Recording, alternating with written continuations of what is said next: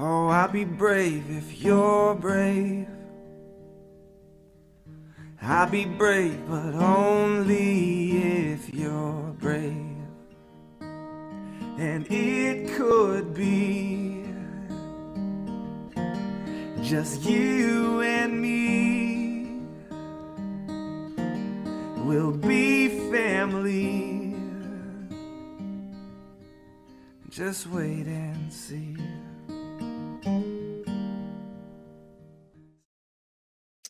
Good evening, everyone. Welcome to those of you joining us this evening doing our lung cancer living room.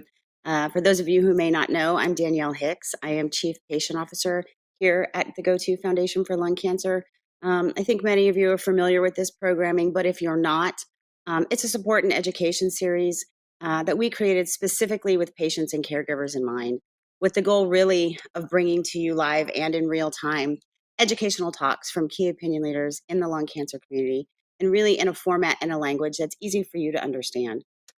Tonight, as you may have seen, we're going to be talking about pathology and understanding the role that the pathologist has in not only diagnosing lung cancer, but the process to staging lung cancer, biomarker testing, and even treatment options. The pathologist really is, in my opinion, the behind-the-scenes unsung hero who most of you never get to meet, but they work tirelessly with your care team to determine the precision, type, and severity or the stage of your cancer.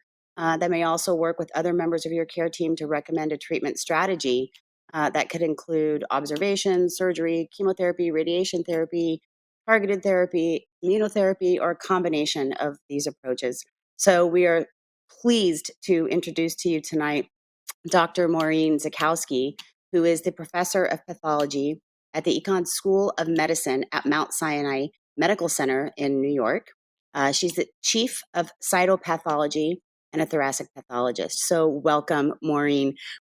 So if and when a tumor is found in the lung, what is your job? What are you the tumor is not found in the lung until we say so.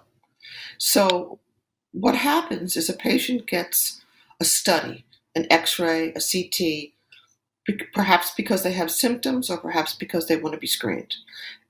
The X-ray can't tell you what that is. It can give you a list of possibilities, but it can't name it. So we are the ones who decide if it's a tumor or not. If it's a tumor in the lung, our first decision tree is it lung or did it come from someplace else and land in the lung? And that can actually be kind of difficult because the majority of lesions in the lung are metastases from somewhere else, which people don't often realize. So we have to decide if it's a tumor, if it's a malignant tumor or a benign tumor, because they both exist, if it started in the lung or if it traveled from the liver to the lung. Now, once we do that, and let's say we've narrowed it down to a lung primary, then we try to decide what kind of a primary is it. Is it adenocarcinoma? Is it squamous cell carcinoma? Is it small cell carcinoma? Is it something much more unusual? The most common primary lung tumor is adenocarcinoma in this country. That's not true for all countries. And once we determine what kind of a tumor it is, then we begin a whole series of studies to extract from that tumor information about it. Pathology is the study of disease, and our job is to get information out of human tissue. Long time ago, when I was a young doctor, we only had two kinds of lung cancer, small cell and non-small cell, because there were only two kinds of treatment. And that's changed drastically in the past decade. So let's say, for instance, I have an adenocarcinoma. I want to know how big it is. I want to know how poorly differentiated it is or how well differentiated it is. I want to know if it's making a substance such as mucin. I want to know if it's indeed, can I prove it's from the lung?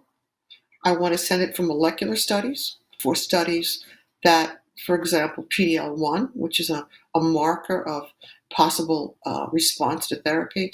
Now, when I say send it, some of those things I do myself, and some of those things are done in a molecular lab. So a piece of viable, good quality tumor, meaning the cells are not dead. Now we can tell whether the cells are dead or alive by looking at the microscope.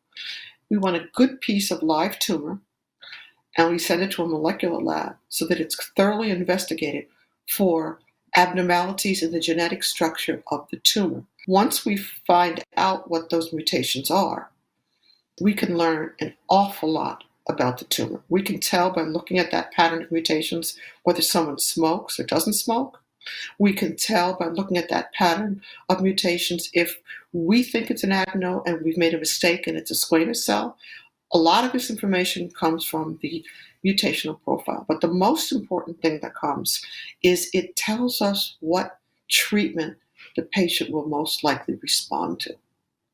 And with that information, we pass that on to the oncologist or the surgeon. And in a sense, by identifying those abnormalities, we are directing the choice of chemo. And that's extremely new for pathology. That's something pathology never did before. Before we jump into the biomarker testing piece and the treatment piece, you mentioned a couple of things that I'd like to better clarify for our community. And you talked about poorly or well differentiated. Can you explain what you mean when you say that? To some degree, cancers look like the organ in which they're found. So if you have a primary tumor of your liver, it resembles liver. If you have a primary tumor of your lung, it can resemble normal lung tissue. And in fact, there are some lung tumors that so closely resemble normal lung tissue that it's difficult to see if they're even tumors. If a tumor closely resembles the organ in which it began, it's well differentiated. And the less it looks like its original self, if you will, the more poorly differentiated it is. Now, sometimes that makes a difference and sometimes it doesn't. Poorly differentiated is usually associated with more aggressive behavior, but not always.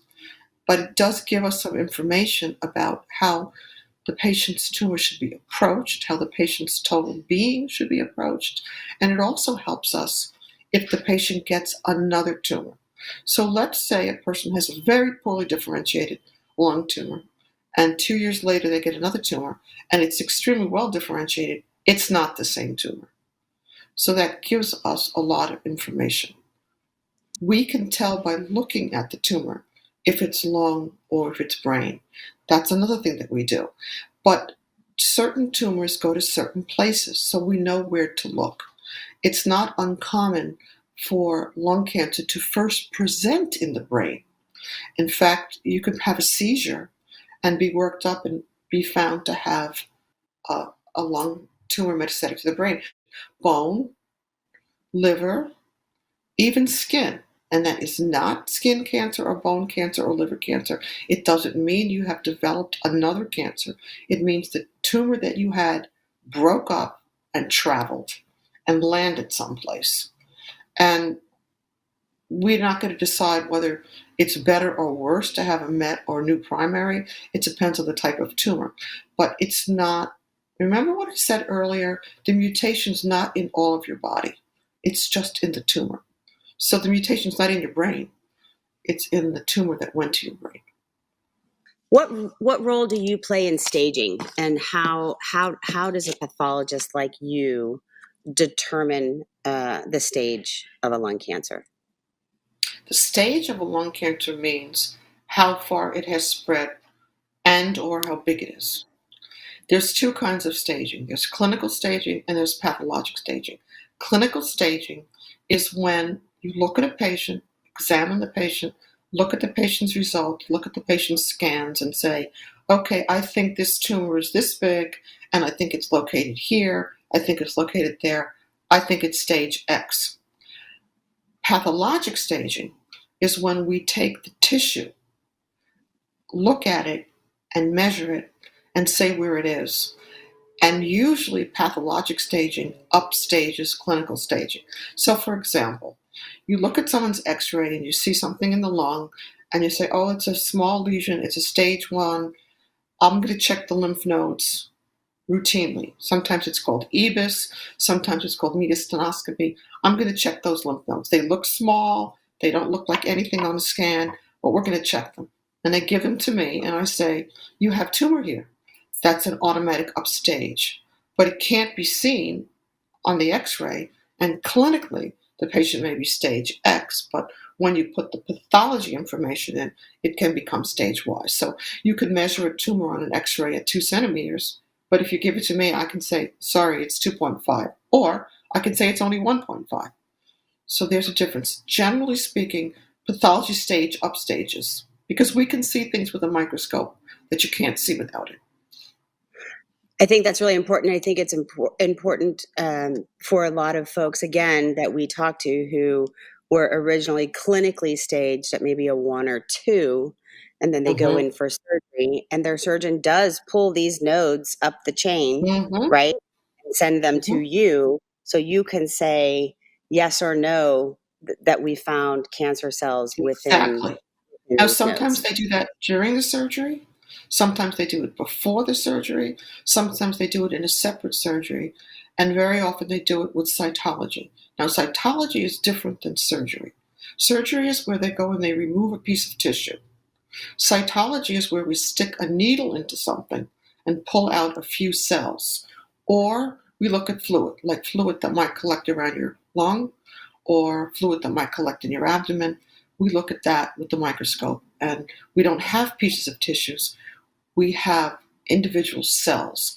You mentioned EBS, and I know there's navigational bronchoscopy and some of these this newer technology, but historically and still, you're talking about you're not going into a liver or into a piece of bone. You're going into a very active, right, organ in your body to try and pinpoint this tumor, and not just pinpoint the tumor, but the center of the tumor to be able to pull out enough adequate tissue for you to be able to look at. So on that subject, I think quite often, I think patients have called us historically and said, well, I'm really discouraged because I went in for this biopsy and it went off to pathology, but there was either not enough tissue or it was what they call necrotic tissue.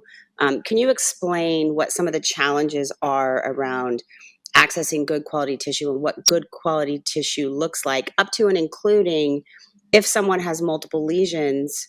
Sorry, this is a sort of a 3-part question, but if someone has multiple lesions, do you need to pull tissue from each lesion? Are they the same? Are they different? What does good look like in that? Okay, well, there's a lot of things here, so let's just unpack it a little bit. Okay. When you do cytology, an interventional radiologist takes a long, thin needle, pushes it through the chest wall, into the lung, tries to hit the tumor, pulls it out, gives it to me, smear it on a glass slide, and I look at it instantly under the microscope. And I say, you're in or you're out. Actually, I don't always do that. We have subtle technologists who do that. I do it sometimes. Now, the radiologist is using the X-ray or the CT as a guide. So if they do this, and I look under the microscope and I say, I don't see anything, it's possible, in fact, it is, that they missed it. And I might say, go back and get me some more. Or I might say, this is dead tissue. Now, necrosis is more common in things like squamous cell carcinoma. And I might say, this is necrotic, go back in there and dig around a little bit more and get me some more. And you'll do that to the limit of the ability to reach the lesion and the limit of the patient to withstand the procedure. It's not a very dangerous procedure, but there are some reasons to stop. So that's how we look at it at a microscope right then and there next to the patient. We take the microscope with us. That's one way to do it. Another way is to go to surgery, open the chest wall, and take out the lesion. When they take out the lesion, there's very little chance of missing it, but the patient has to go through what they call a thoracotomy and have their chest opened, which is not a simple procedure. But that's another way to get tissue. There's no pathologist alive who said, give me less tissue. It's just not the way we work. We want more. More is more. Less is less. And when we have the microscope next to the patient, we could say, I know what this is, but I need you to give me a bigger piece so that I can send it to molecular. And it's when they don't send you enough that you get back the results that molecular didn't work. I guess my question, and I'm assuming that maybe some folks watching might have the same question, how do you determine sort of which road to take, whether it's the cytology sort of path or Okay, yeah. go to operative surgery. Well, you can't Mhm. treat anyone with chemo or any other kind of drug without a tissue diagnosis, without cells. You can't just look at somebody and say, oh, you have lung cancer, I'm going to give you chemo. Can't do that. You have to obtain material from the patient. Now, if the patient has widespread disease, both lungs, brain, liver, multiple sites, that patient's not an operable candidate. Taking the patient to surgery isn't going to help them. So why take them to surgery? Stick a needle in there and get your answer. If the patient has a small lesion that's going to be removed anyway, then don't stick a needle in there first. Go and take it out. So it depends on the location and the size. Now you can have multiple lesions. If you have multiple lesions, you have to sample at least one of them. And if they're on both sides of the lung, you want to take a sample from both sides of the lung, because other things besides tumor can look like lesion. TB, fungus infections, different things like that. But we know from experience and follow-up that certain things look certain ways. Not to get too technical, but a semi-solid lesion on a CT scan is more likely to be lung cancer than a solid lesion is. So if all the lesions are solid and they haven't grown in a year, they're probably not cancer. So you kind of put together the X-ray picture and the interval between the X-rays to decide. It gets a little bit trickier when you go for screening and a very small lesion is found. A decision has to be made, what do I do with that lesion? Because some little tiny tumors never grow and never do anything. So you subject the patient to a surgery to remove something that maybe never would have done anything in the first place, but we don't know. We can look at it and we can look at characteristics of it and we can try to say what we think it would do, but we don't know 100%. Yeah, I think that's a really great point, particularly when it comes to screening, because we also get a lot of calls from people who say, well, they found this 4 millimeter something, but now they want to watch weight and they're recommending I come back in And 6 people months. don't like to hear that. No, Nobody they wants to don't. hear, you have something in your lung, please wait. I mean, nobody wants to hear that. I don't want to hear that. You want them to Correct. get it out. Correct. But is it not the reality that a lot of us, especially as we get older, have these sort of anomalies, benign anomalies that will show up on CT? Yes, and it also depends on where you live and what you were exposed to and who you live with. If you live with somebody who has TB, you can get a lesion in your lung. If you go and decide to hike into San Joaquin Valley, you can get cryptococcus.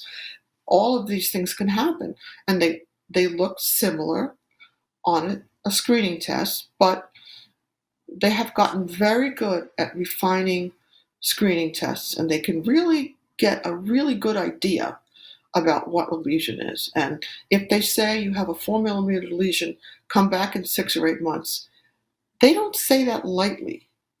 They don't say that lightly. They're not that scared.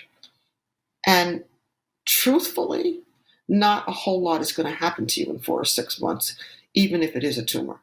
So it doesn't feel good. Nobody wants to hear it, but patients should be reassured a little bit when someone says, oh, come back next year.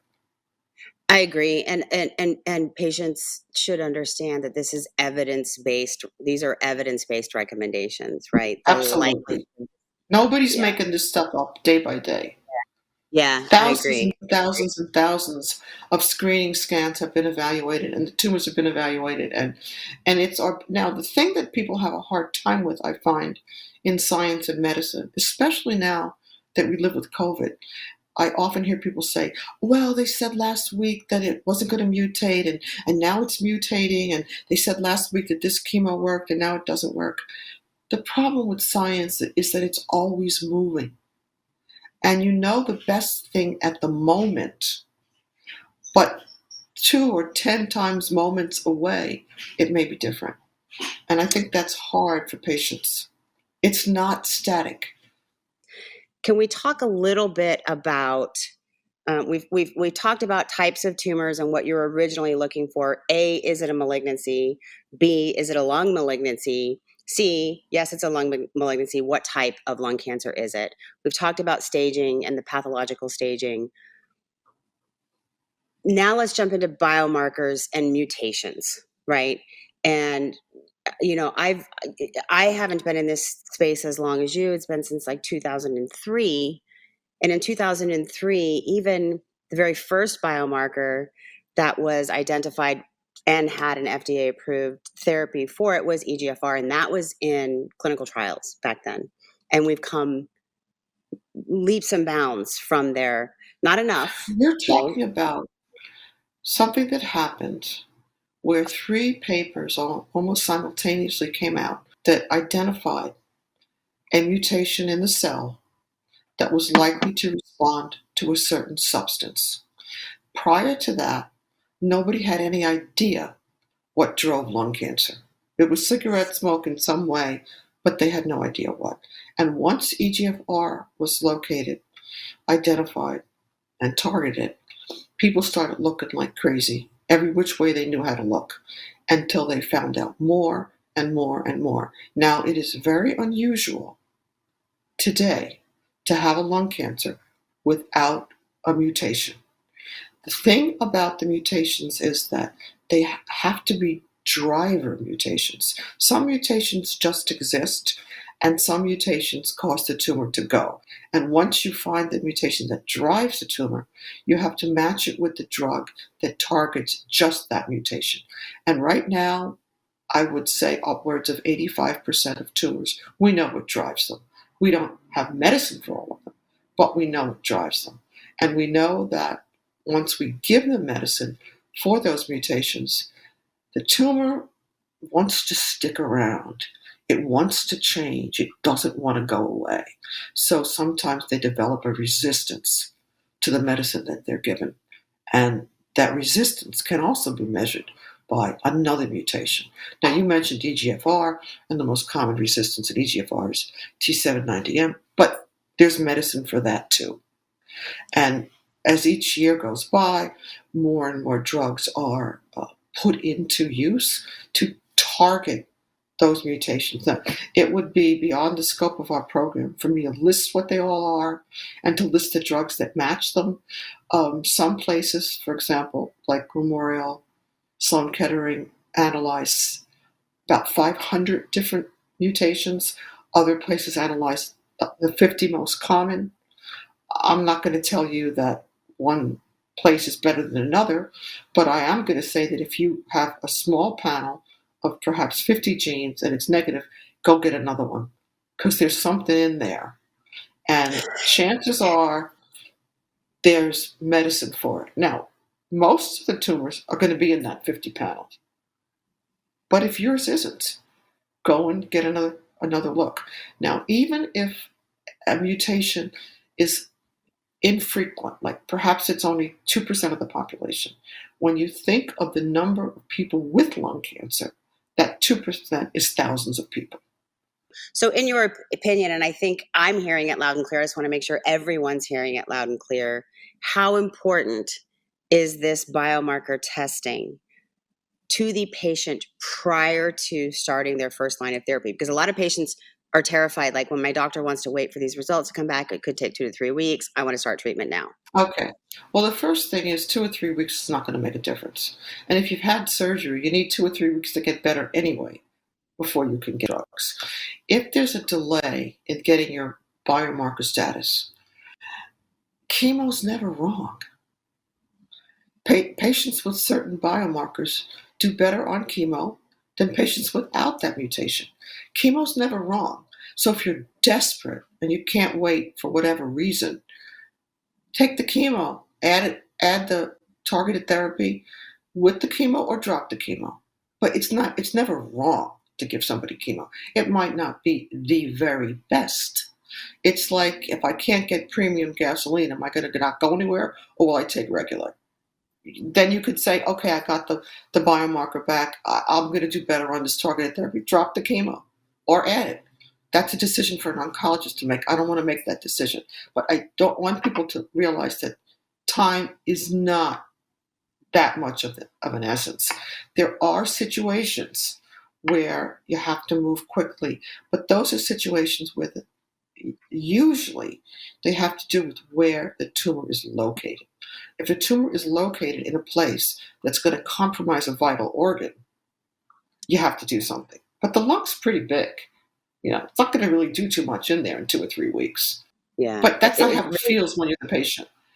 When you're a patient, for sure. It doesn't feel But like that. Yeah, I so appreciate you sharing that, because I think it provides some solace to those who may be waiting right now, who are watching Or and thinking they're waiting and watching and scared. Yeah. And I say to my Yeah. trainees, every time you pick up one of these slides, there's somebody down the hall waiting, holding their breath, waiting for you to tell them what's on that slide.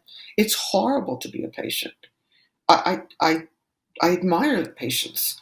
It's horrible to be a patient, but some things should offer some solace. You can mail a tumor to a testing lab. Nothing's going to happen if you wait 2 or 3 weeks. If you take chemo, it's not wrong.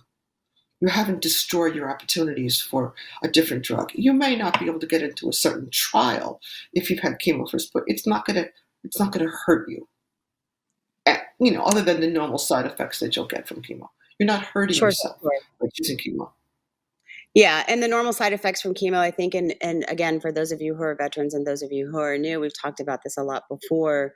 There are so many supportive drugs and therapies to sort of counteract the side effects of chemotherapy. Such good stuff. Yeah, I'm going to plug the palliative therapy and palliative care folks out there who are really working on team, patient, whoever, to help with some of the side effects of treatment. And it's so important. Good oncologists can really manipulate those drugs. They have a lot of off-label use for drugs, for example, that will stop nausea.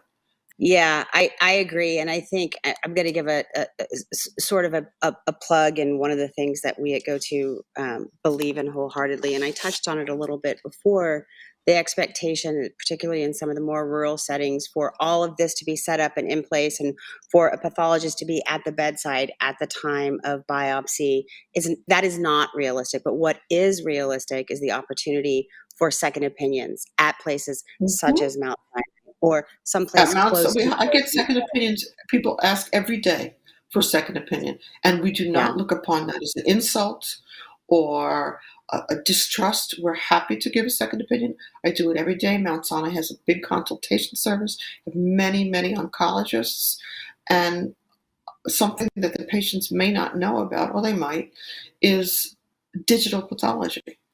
The technology is getting so good now, not so much in cytology, but in surgical pathology, when things come out of the OR, that you can shoot an image from the OR and the microscope to somebody across the country and get a second opinion right then and there. So digital pathology is growing enormously. And that allows, as you said, people in rural areas to maybe get a second opinion on the spot. So I want to pause before we move into, I want to say some final thoughts about the biomarker testing, looking for mutations and fusions and proteins and all of these other things that might be floating around, and your role in identifying those and working with the healthcare providers, the medical oncologists and the like, to come up with appropriate therapies. Before we jump into immunotherapy, there is a question online, and it says a patient that had a pneumonectomy, after the lung was removed, the pathology report said there was lymphobascular invasion and perineural invasion. Once the lung is removed, is this still a concern? Yes. First of all, a pneumonectomy is a big procedure, and it's not done lightly. Almost every single lung cancer has lymphobascular invasion. The anatomy of the lung is such that the walls that make up the air spaces are so thin that they only exist of one blood vessel. So it's not realistic to assume that there's not lymphobascular invasion, even if you have a small tumor that's completely removed. And once you have lymphobascular invasion, it means the tumor has reached into your bloodstream and doesn't mean it will, but it can spread. And so what that means is that you want follow-up on the patient. You want the patient to come back and be scanned or be tested as follow-up. And even if you don't have lymphobascular invasion, you want that anyway. Perineural invasion means that it's grown around the nerve, and when those kinds of things happen, they can be painful. And it's a measure of the spread. But just because you have lymphobascular invasion doesn't mean it's going to spread. It means it's capable of spreading. Great.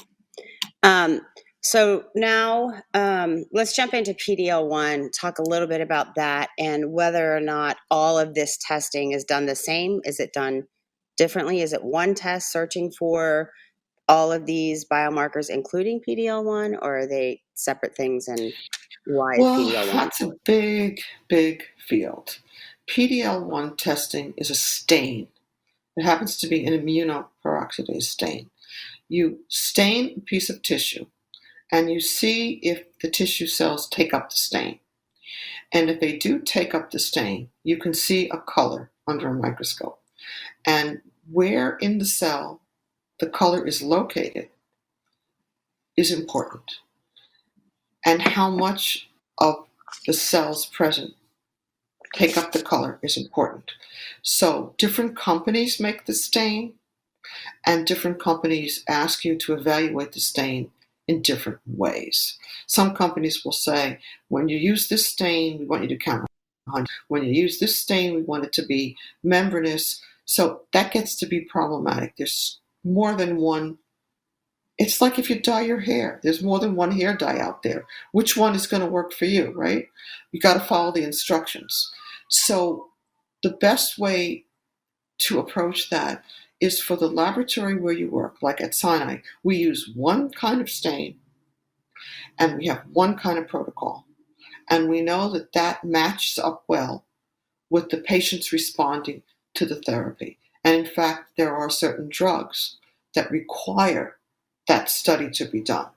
And certain drugs require 1% positivity, others require other percentages of positivity to release that drug. I think that's going away. And I think the drugs are going to become available without the staining because it's very, very subjective. Some part of this tumor may stain, another part may not. It may stain and not respond. So the answer to the question is, when it comes to Pdl1, there are different stains out there made by different companies, and you have to follow the guidelines and be consistent. And when you stain for PDL, that's all you're staining for. It's one stain, one marker. There are other markers you can do, but PDL does not cover anything but PDL. You made a point earlier about how this is a fluid environment and science is continually moving. And when immunotherapies first came out, guidelines were X, Y, and Z about who did and who didn't qualify for this type of therapy. And they've changed, right? Mm-hmm. And they're going to change again. And they're going to change again.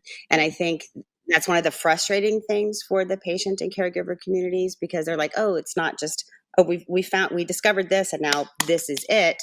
No, the good news is something better is going to come along. Yeah, but it's frustrating for us too, because we have to learn it.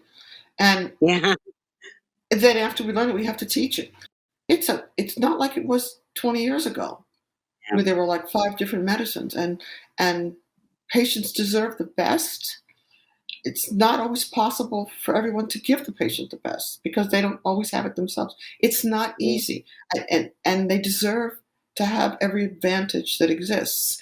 I will plug again, go to and our helpline, and I know we've been flashing it up here on the screen for everyone to see, but we do have an incredibly brilliant staff answering our helpline and being able to guide you. And you also have patients who have been through the experience. Yes, and we have a lung match team who's able to help you. Speaking of, the topic is pathology. Quite often, even the pathology reports that are sent to the patient, and that's not always done, but when it is, it's like reading a different language. The number that you're given, your pathology record number, if I look at another hospital's pathology record and they say 22-175, I know that May of 2022, they've only seen 175 specimens. If it says 22-34,000, I know they've seen 34,000 specimens. So that'll give you an idea right there about what kind of lab you're looking at. But nobody knows that. I just want to take some time for any final thoughts that you have, anything that you would like to share with the community that maybe we didn't touch on before we do some housekeeping and close up. You can actually call the pathologist up who wrote your report and say, can you explain this to me? That happens all the time, and they will. And it's a tough journey. I think things are better now than they have ever been for the patients. Again, a huge, huge thank you to Dr. Zakowski, to Penn Media, everyone watching tonight, our go-to team across the board for all of the work that you put in tirelessly for this community. Thank you, thank you, thank you.